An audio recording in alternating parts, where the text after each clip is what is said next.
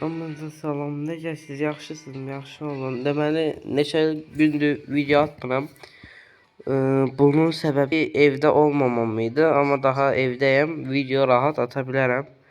Deməli dostlar, bugün səviyyə necə rahatca çoxalır onu göstərəcəm.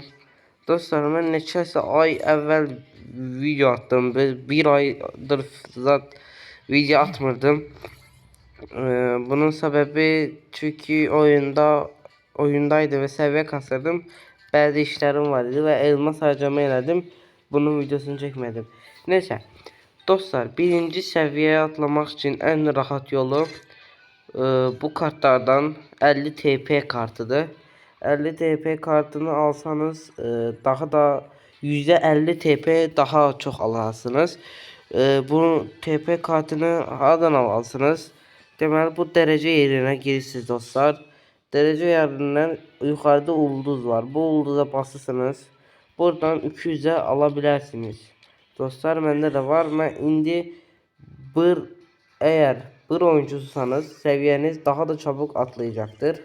Ama hayır, eç oyuncususanız de %20 XP, burada işte 50 XP falan veriyor. Bu kart olunca da %100 XP alıyorsunuz. Yani seviyeniz daha da çok tesir ediyor. Yani seviyeniz daha da çok geliyor.